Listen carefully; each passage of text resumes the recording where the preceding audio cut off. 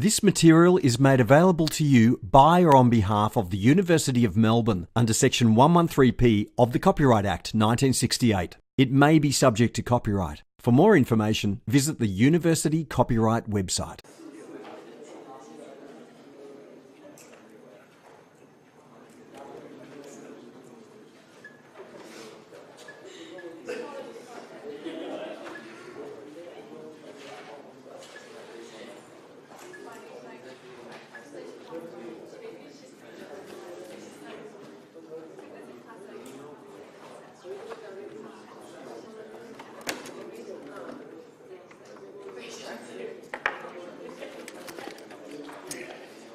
Have a think about what's up on the screen.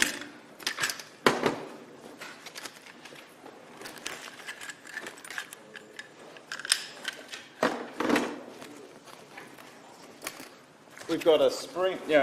Modern computer keyboards do not use a physical spring of that style, just a coil spring. But I hope you can all note that bottom left-hand corner there's a repeat little mini video showing the spring actually buckle. Is that a design fault or flaw or a design feature?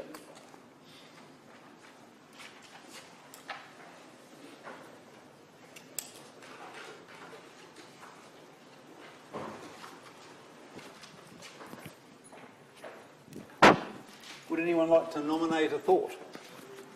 Yep.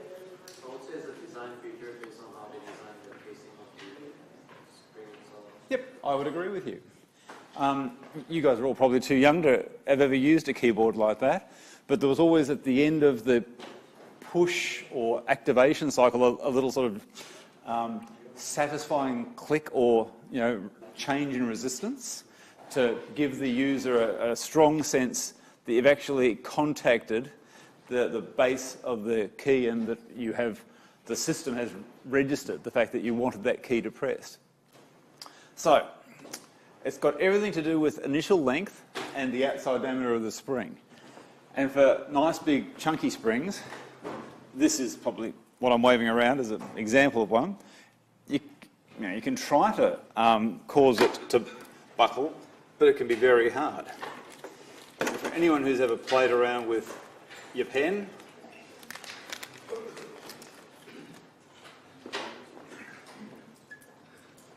so I can get one of these up.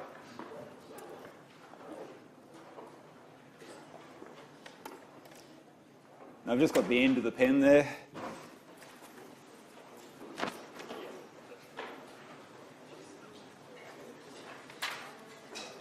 So the idea of this very long, thin spring, if we didn't have the cylinder that is the actual pen itself protecting it from wanting to go side to side, it would easily go from side to side. And anyone who's ever played with their pen spring would know exactly what I'm talking about. It's easy for it to just flick off into the distance. So, purposeful or poor, purposeful. So here's a couple of little things to be aware of. We don't want the springs to bind unless it's a purposeful feature. I'll get to it in a little while, but when you've got your gym-based equipment, your barbell, I was going to say dumbbell, your barbell clamp like this, the idea of binding is sort of what you're after. But because that system actually is designed to bind and unbind. And this has got everything to do with the change in diameter, capital D, of the overall spring as it is activated and released. We also have to be aware of this idea of bottoming out. Up there it's written as if it's a bad thing. And it's nigh impossible for me to bottom out this spring because I'm not strong enough to get adjacent coils to touch to the point where I could never put my finger in like that. But a spring like this one, long, thin, flexible, easy to get to that bottom out scenario. Now, it's written up there as if it's a bad thing, but it could be a feature of your design. If you're remembering that the Barnaby bone anterior cruciate ligament problem, one of the ideas we had was having a spring that would actually bottom out and then form essentially a solid cylinder of metal, usually, and then that solid cylinder would have its own spring constant, which would be very much higher than the coils themselves. Didn't work, but I'm just saying, you can think about that as an opportunity, not just something that's a bad thing.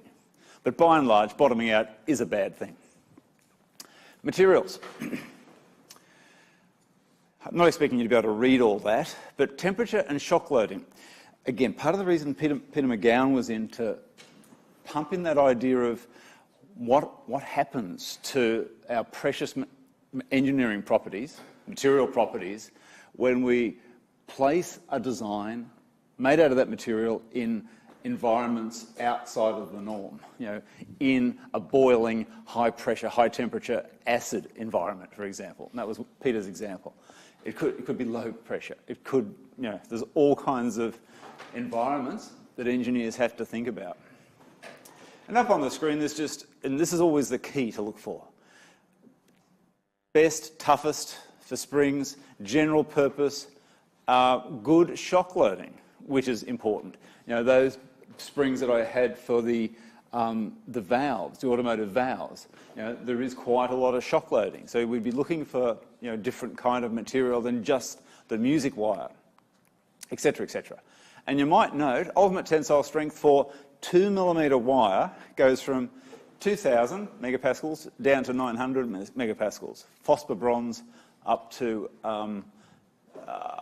music wire, which is of steel.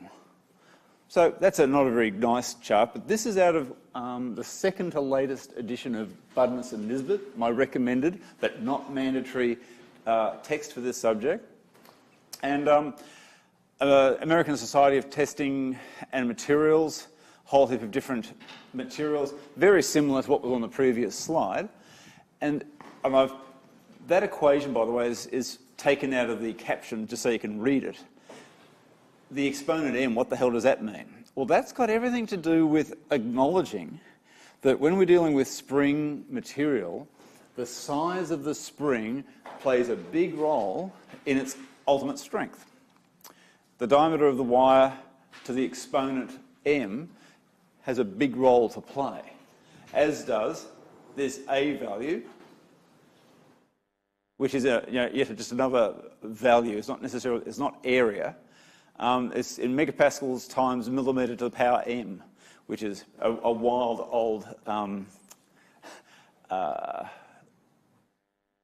unit. But nonetheless, we've got our various materials, we've got a couple of interesting parameters, and then we can get our ultimate tensile strength. Note that this particular table has also given us an acceptable range. And up to 6.5 mil diameter, 12 mil diameter, 11 mil diameter. We're not talking about 20, 30 millimetre diameter springs here. A whole different table would have to be found. So at least it's a starting point. And especially when, as I say, with coil springs in axial tension and compression. Is that mine? Or? There it is. Sorry. We've got to get to, where are we? Shear. We've got to turn everything into shear. So whether shear yield, shear endurance, etc. And so that's why your earlier manner by which you change a loading and a stress in the real world into you've got to go through a theory of failure, whether it be the maximum shear stress theory of failure or the distortion energy theory. You've got to have some way of adjusting, via Morse circle, if you like, to shear. Okay, vibration. I preempted this with the video last time, with the automotive springs, yet again, and we could see that pulsing. And I even had my slinky out, just so you can have a pulsation going up and down a spring. Now, that's called surging in this context. And it's very important to try and minimise it if you can. You can see that surging in those high-speed videos from YouTube, they're not helping, they're not assisting the performance of the vehicle at all. And others have found that it can occur at frequencies up to the 13th harmonic of the spring. That's why we've got the natural frequency up there. And there's just a little example.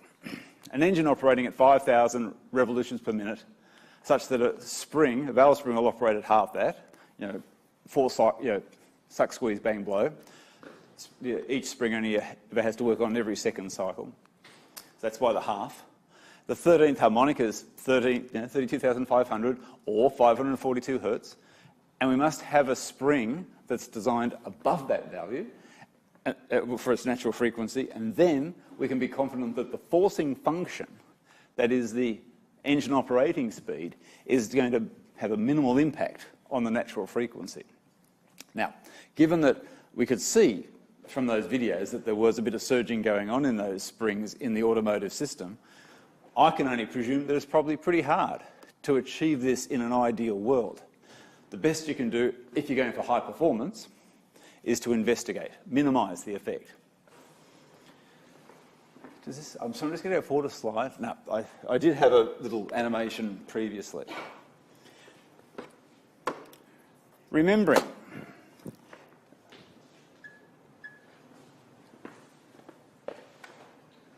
We've still got these two examples I waved around when I started this topic.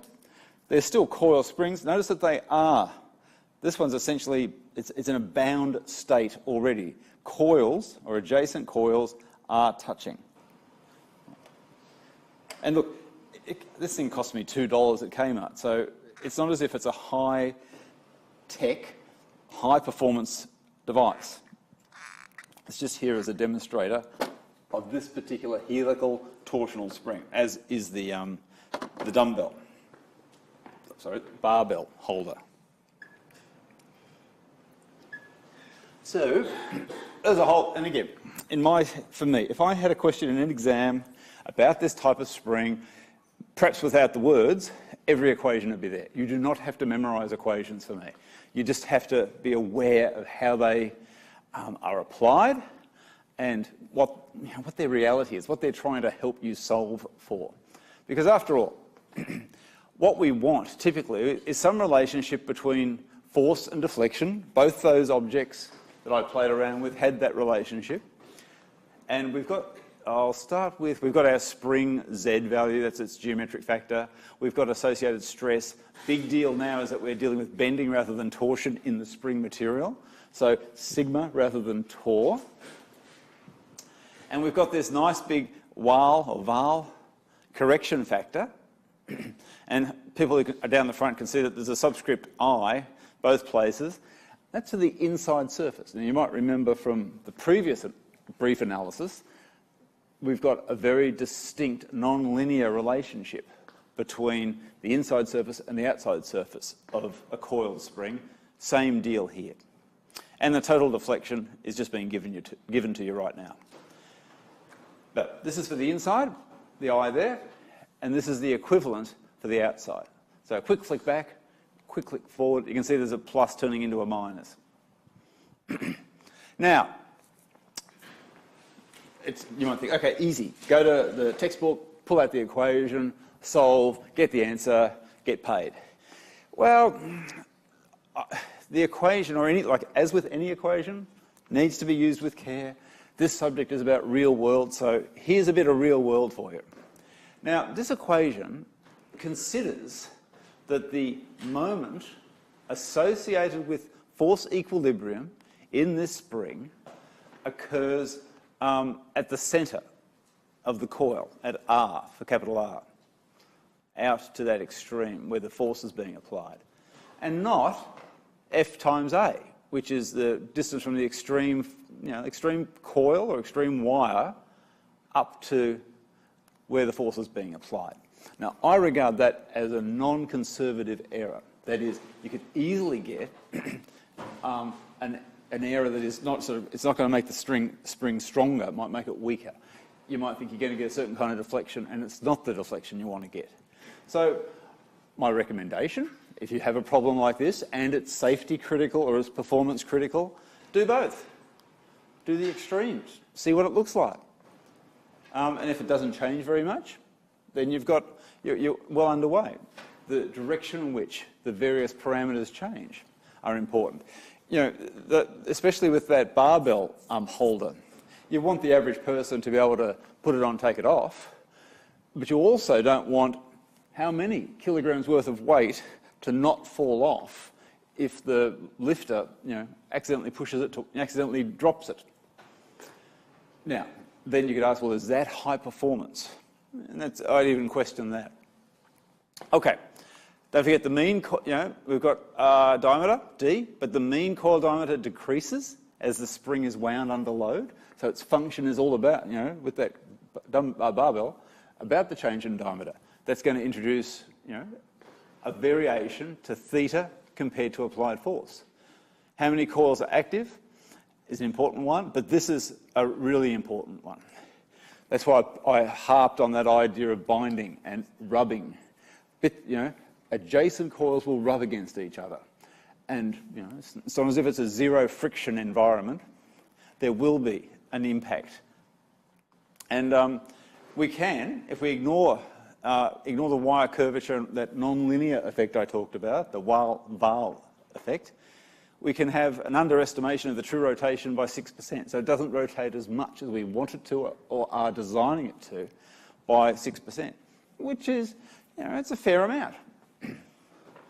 I wouldn't say that's, you know, if it was 20%, really problematic, but 6% is something that may need consideration in high-performance applications. For both the applications that I've got examples for, I don't think anyone would be troubled by that. And there they are, just so everyone can see them. And here's a little bit more. When you're designing the one on the left, you have to think about the spring design decisions, number of coils, thickness of wire material, cost. As I said, it was a really low-cost item, versus what is the, dare I say, the weakest or least strong hand that can still make use of that device, that can still be exercised by it. What, and then the, you know, the strongest, you know, we're talking about the 5th percentile, then we go to the 95th percentile. So with the strongest person, you know, is that person not going to want to buy it because it's too easy to use? So again, you have to be thinking about the big bulk of society that would be wanting to use it, getting some values for, back we go to for our F, and design from there. For our barbell clamp, you'd have to think about change in spring inside diameter, which is very critical because you actually want friction between the bar, where is it? I've got a nice little photo, between the bar and the clamp itself. Then we, again, because that's critical, everything else has to accommodate. Again, how many coils, how much angular rotation of the grips to achieve that, and do we have it such that, you know, the ones I've ever played with, they're very nice in that it's a well-designed system in that the surface I'm pointing at now and the surface I'm pointing at now, the inside surfaces of the grip come together. So people just grab and then just slide it on and then release, which is a nice thing. If it wasn't that simple, it might be a little bit harder to use. One more thing, the angle at its neutral position. Can a hand actually grab it? And then what's the angle that a hand can actually traverse, angular style, to get to those two surfaces touching? Then we have to design the coils such that they open up enough, close up enough, diameter capital D style, to achieve the functional outcome. So even with simple stuff, a lot of complication can come into it, and the experienced designer, and that just means pretty much doing it once, can get an idea of what are the main variables to focus on. And of course, someone else has done it first, so for everyone in the room, myself included, we would use something like that as a case study, as a starting point, get some dimensions, estimate, you know, even a Sharpie test on the material style, and do a reverse engineering on it, and then we've got a starting point for our own design. Because it'd be evolutionary rather than revolutionary in this case. Now, my last case study for this particular topic. And again, I don't presuppose that everyone in the room cares about stuff in the media like I do when it comes to engineering stuff. But this is, for me, a really interesting example of what can happen when a junior engineer, and I'm not saying it was a junior engineer, but when a junior engineer is sort of working with a big company and some manager says, hey, how can we save a few cents on everything that we produce? And then there's no engineering pushback to say, no, we can't do that for sound technical reasons. And then serious shit hits a serious fan. So, in 2005, there was a part that existed, thing to be done. We had to have a spring, and we had to have a little knob on the end of that spring. And you can see all the dimensions up there. 12.2 millimetres worth of spring compared to 10.6 millimetres worth of spring. And this, you can see it's a very small little thing, and I'll go forward a slide, and it fits into a disc that fits into that region of a ignition switch subsystem of, you can tell it's General Motors, American car, a Chevrolet. So there's the key into the keyhole or the key slot. Key turns. There's a whole heap of stuff in here that rotates with that. And down bottom right-hand corner, there's a disc with a series of notches in it, into which that knob end follows, like a cam and a cam follower. So it's the cam follower, and the white thing is the cam. Now, anyone who's ever driven a car knows that as you turn the key, it's not a smooth process, just something to, it's like there's no resistance. There's varying resistance from off, accessory, start, back it comes. So there is a genuine human feedback within these kinds of systems to allow for the human operator to be aware of what's going on. The problem was that, and here's another nice little image of the same thing. There's the cylinder where the provides the locking aspect of it. Whole thing rotates down into the system. The problem was that saving a few cents on not having a spring powerful enough to ensure that the force of actuation of that knob into the white disc or cylinder meant that it wasn't that hard for the key to wobble about, to move out of its desired location. And this was a big, big problem. Now, I'm sorry there's a lot of words, just so I don't miss anything. So it's called a detent plunger, that thing, is shorter with a shorter coil spring that produces less tension or axial force when it's fitted against the switch plate. So the design of that spring, that simple spring that I've just been telling you about, was wrong.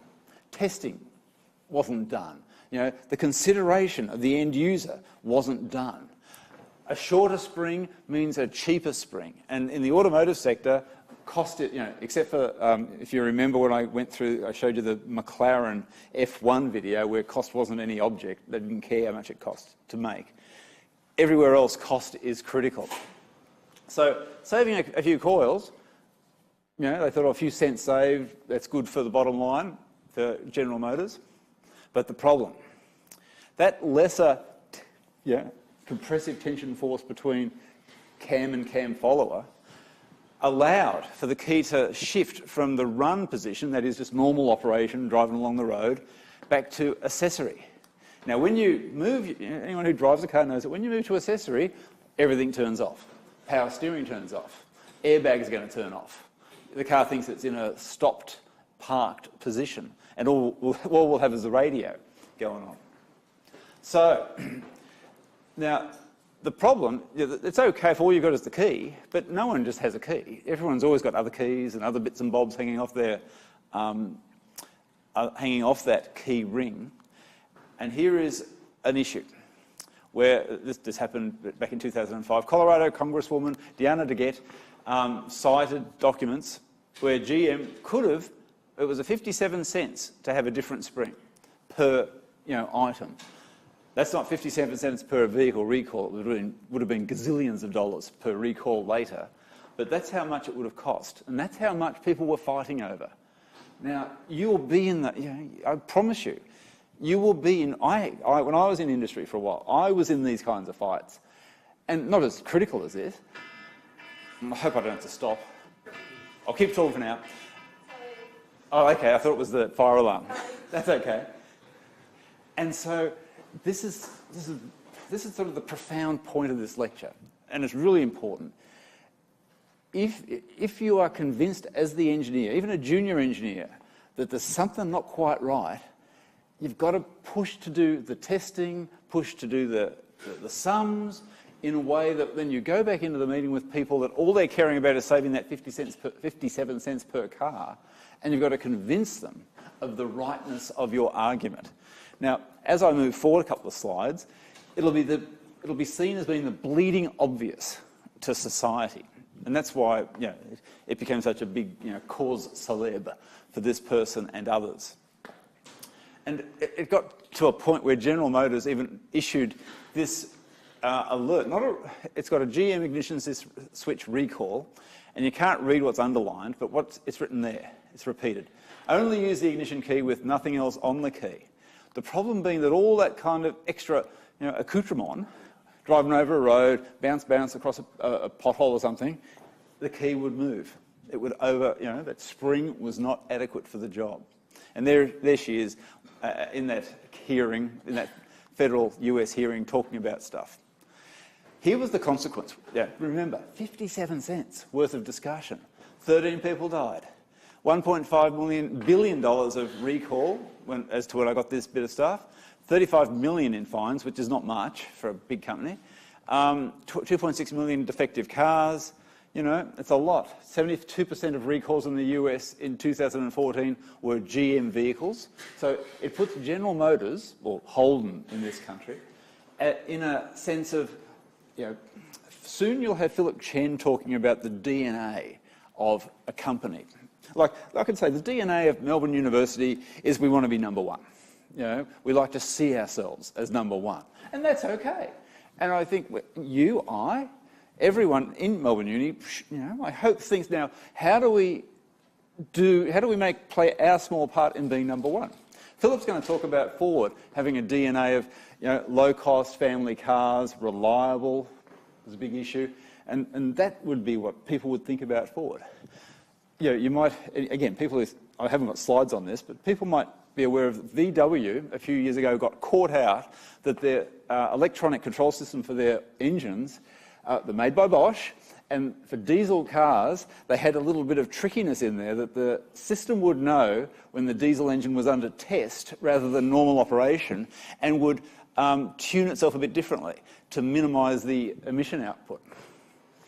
Now, VW has had, again, a terrible media storm resulting from that. And then I just ask you, without answering it, because I don't have an answer, what is the DNA or the culture of a company that will do that to its customers, do that to the society to which it's trying to sell cars? It's not good.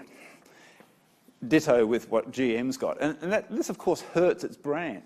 People will be walking into a shop, all other things being equal, they think, that GM car, the Ford hasn't had any issues of late. Maybe I'll go with the Ford or the Chrysler. This is just human nature. And we, engineering design types, have to think about who we're designing for. So that's the end of this particular topic. Would have been nice to have just stopped on that little high, but we'll keep going for another 25 minutes.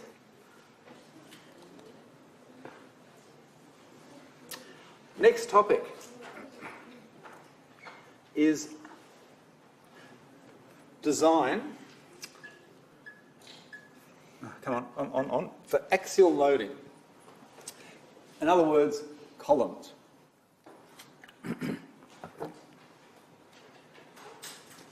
A lot of stuff. I'm not going to get through all that today. But the difference between axial compressive and axial tensile loading, that's pretty obvious to everyone in the room, I hope. this will spend where we'll put most of our time.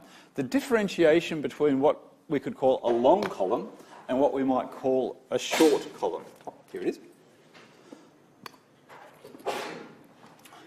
Now, I hope that everyone has played with their ruler and done this sort of thing with it, or people are into archery. I've talked about that before.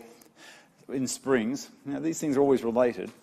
So I'm getting a column effect. Now, it's all fun to do this, but imagine someone says, hey, engineers, I want you to have this object and I want you to put a great big load on top and it's got to support it this distance from the table. Well, how much load can this column take before it's going to bend too much? Is it going to bend? Is the mode of failure of that bending yielding? Well, I can promise you it'll fail in the task of holding up the load well before any of that material goes to that yield point. I'm fortunate that's here. Just imagine this is taller and we've got the same load on this object now. And you can see I'm not getting very much deformation at all. Now, we could just proportion this up and get it to the same height. This would be regarded what we'd call a short column, which has associated calculation, method and design approach. The other one's a long column. And we'll get onto that. Bit of history to start with. Columns have been around for a long time, supporting structures, creating environments in which we can live, either outside of atmospheric conditions or for other rituals, and it's been going on for thousands of years. Also, don't ever forget that columns they're not just civil engineering tools. That person in a punt, a gondola, getting down to the earth, giving it a push, it's going to bend in a compressive load manner, and it's also a very long, slender column. Transmission towers, stud walls, the uprights, suspension bridge uprights, all columns, all have to be designed. And I've got plenty of time. This is a bridge in the south of France. Everyone would, summertime, holiday time, drive down to the south of France, and hopefully you can see there was a little road that would go through a little town, and it was a real bottleneck for people to get through. So, good on the French. They built this beautiful big bridge. I hope to drive across it one day. And it's, at the time, I think China's beaten it by a long shot now, but they were the highest concrete columns in the world at the time it was made.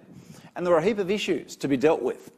Now, I don't know how many of you can see these great big slots, about a third of the way up, and then instead of just being one concrete member, it turns into two concrete members. And that's why I'm going to focus on that. Why does it have the slot? And it is associated with assembly and thermal expansion and contraction. And I happen to have a little video that I can show you. I hope it starts working. It's from Engineering Connections. It's a DVD in the library if you want to have a look at it. Richard Hammond was, I don't know what the new show is called on Amazon. Top Gear was the show he used to be on. And let's hope this works. I'll start it again when I get the sound better. Using this winch, I'll pull on that wire, pause to measure how far it will bend before it snaps. What happens to this? If it flexes, it'll start to knock these little straws out. So, using this winch, I'll pull on that wire to apply the same force as if the road deck were expanding out this way on top of my giant pedal. Push me back.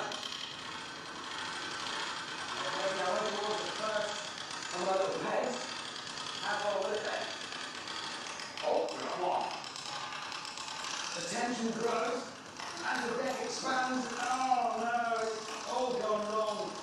Well, we hit three with a little straw, but yeah, that's not good at all, is it? Now, with a new post, Peter uses wedges to try to split it.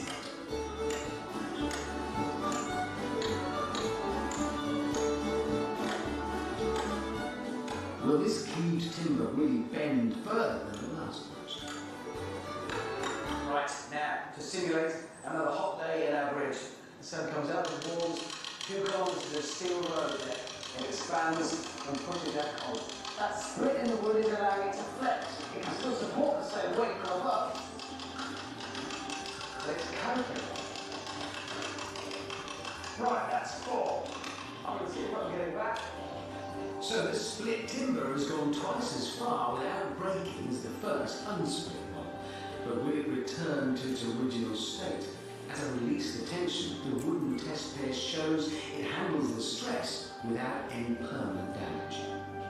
All that flexibility given to it just by this splitting it, turns it over the top, lets it bend. It can still support, but now it can bend.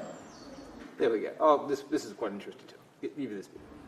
Modern woodworkers believe Celtic boat builders used this same principle for their covers.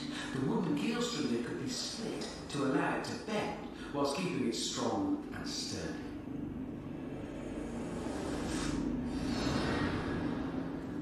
On the Milan Bridge, concrete, which is usually more like brick and glass, can become more flexible with a split in the right place. There we go. Just to give you like having a guest lecturer for a few seconds. So, still acting as a column, supporting the bridge deck, all the vehicles in a column fashion like I was playing around with. But he's talking about another, this is where we always have to think about a total design package. It's not just one thing. It's so long, cold of night, the heat of the day, thermal expansion of the road deck, it's going to cause these structures to want to move longitudinally along the road as per the video. And they had to design these columns to be able to cope with that motion. There was something else that I've watched the whole video is associated with this, that it's a very interesting assembly process where the road deck was essentially built on the land to one side and then slid out. It slid out across the various columns. So there's going to be a little bit of friction, even though they tried very hard to minimise it.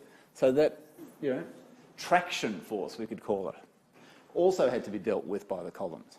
So, to be blunt, a lot of really clever mechanical engineering that went into what otherwise you might think is just a civil engineer's job, designing and building a bridge. But by all means, have a look at the video. It's quite nice. So, tension, don't forget, this is just a little bit out of the systematic material selection lecture, that tie rod, even rope, cable chain can all cope with axial tension, but can't cope with compression.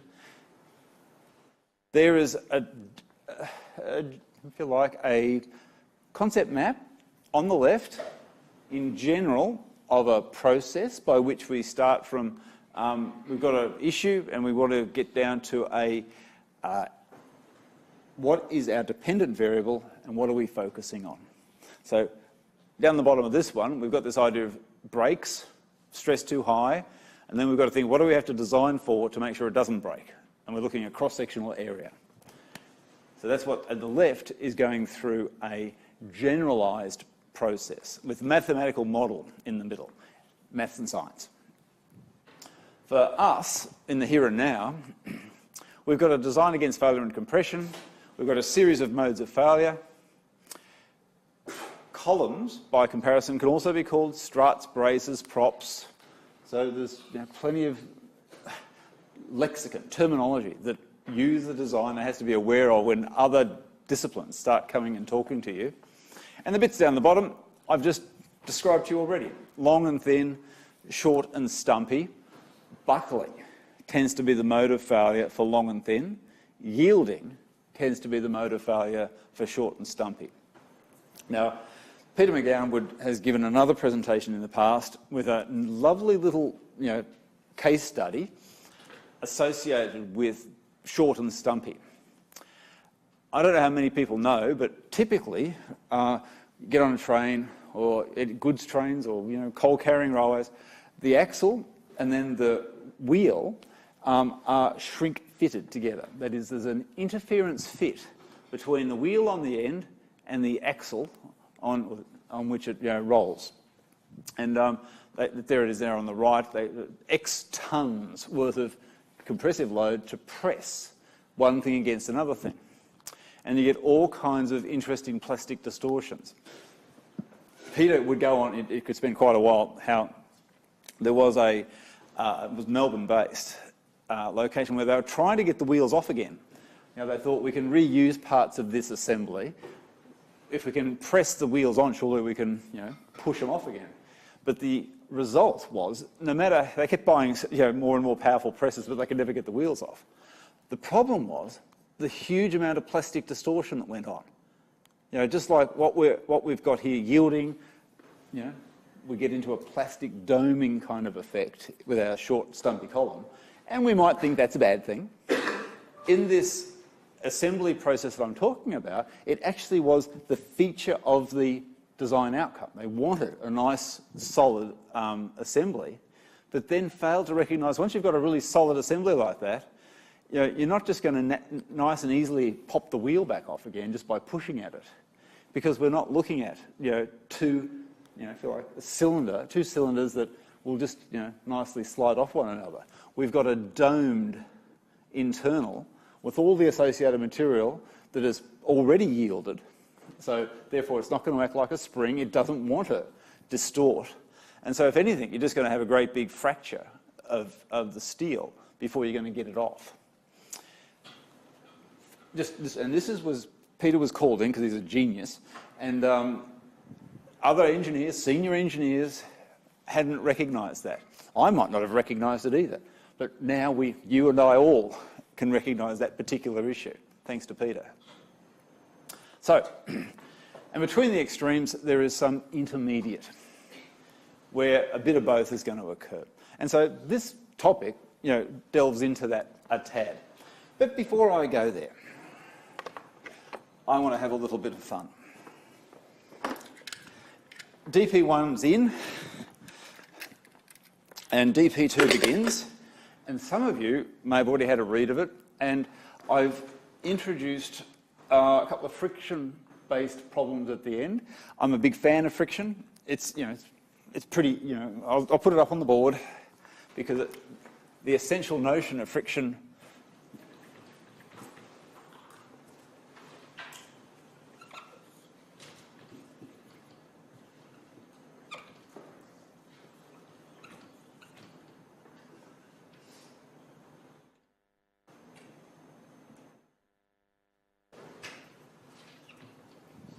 certain weight, the reacting weight, the reaction to that weight, people tend to otherwise call N, where the mass times gravity equals the normal reaction of the floor, and you try and pull that object along that horizontal surface, and depending on the friction factor between the two surfaces, you get an idea of how much force is required to actually overcome the stiction. And there's a whole heap of, there's Coulomb friction as well when you're in motion, a stiction when you're, static friction when you're just getting started. And that's the starting point, that's it. Beyond that, we then can think about what are going to be the consequences. When's limits going to occur? And with what I've just sketched up on the board, the equivalent can be, we've got that, and we've got that. And a lot of what you'll be dealing with me is to do with, we've got our mass due to gravity, a friction effect, and then what's the resultant? And that will be a critical. And if we're dealing with something less than critical or greater than critical, what does that mean to you, the engineer? So that's it. But by way of starting, I've got a steel ruler. It's got black electrician's tape on one side, halfway along it, and it's just steel on the other side. Fingers on either side. I'm going to bring my fingers together. Would anyone like to predict what's going to happen? Hey? I think the answer was suggested. It's going to balance out in the middle. Notice how one finger... Spot on. I'll do it again. and this time as I do it, notice how I start, and this my right finger is not moving at all. But then after a while, it starts moving, and the left finger stops. Then the reverse starts occurring. That's an interesting phenomenon. It's got everything to do with, again, just simple beam theory, uniformly distributed load. I've got a reaction, and there's the same process. I'm bringing velocity with a similar, but not precisely the same friction factor.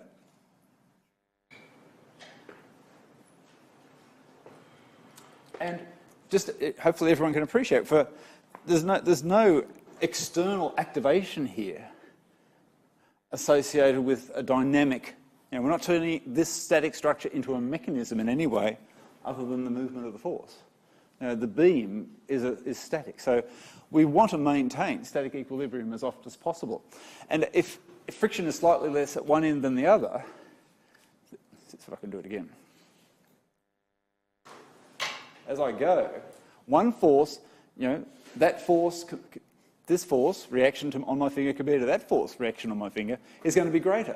Higher force with associated higher friction, mu n, so the other finger gets a turn. If you don't fully understand that, this is a perfect bit of homework for you. What about the other side? Would you like to make another guess? I've got a different friction factor. I'm guessing it's going to fall. One side's going to fall. Would anyone else like to make a suggestion? Oh, well, let's do it.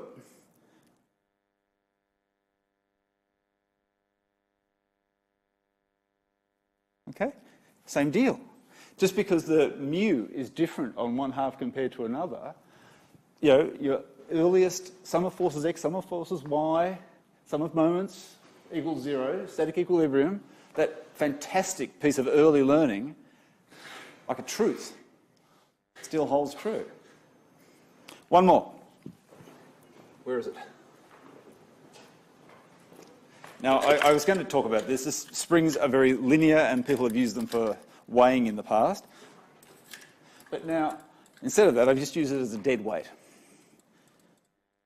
Any thoughts? What's going to happen? Say it again, a bit louder. Sorry? Oh, it'll fall. Thank you. Something else? Same as, really? You think that the fingers will meet in the middle? Not in the middle, but in the gravity. So the center of gravity is going to shift. I think the last answer sounds the most reasonable to me, so let's see what happens.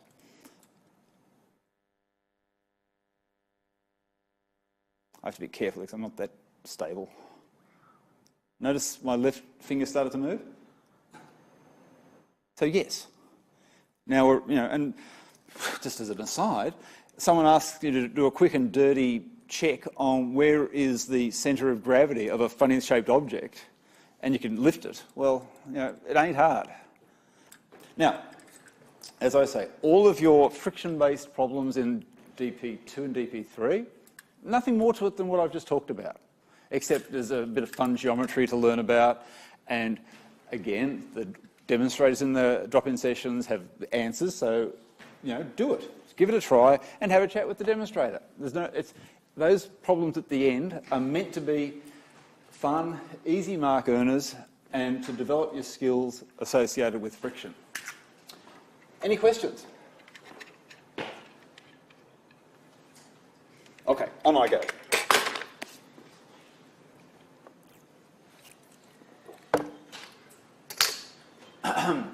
Now, the chap is Euler.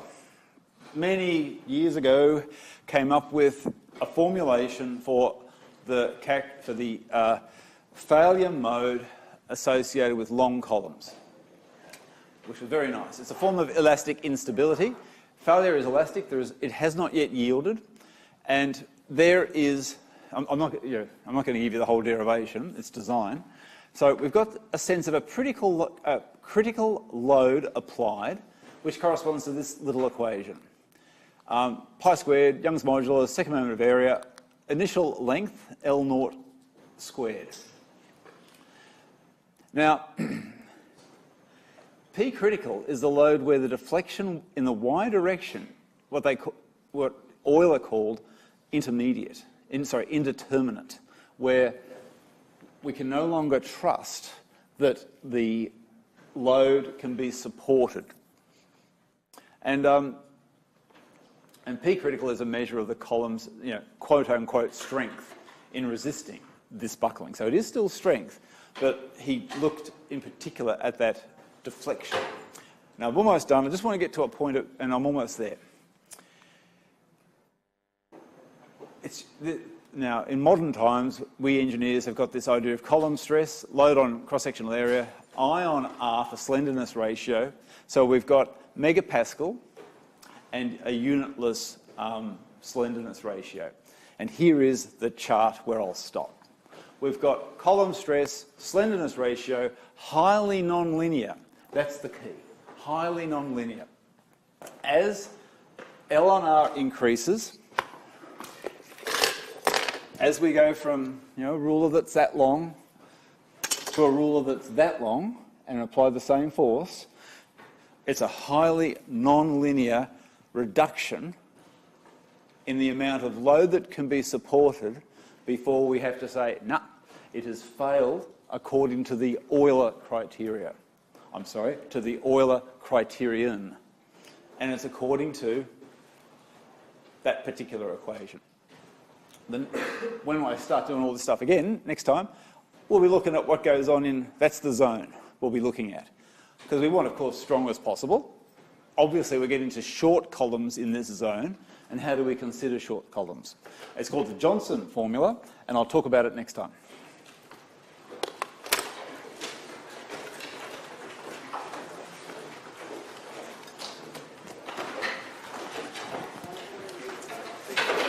I was the one that emailed you yesterday about not being able to upload the assignment and gave you the Dropbox link. And I've Accepted it? Yeah. But the... I'm just going to, so everyone doesn't need to hear this.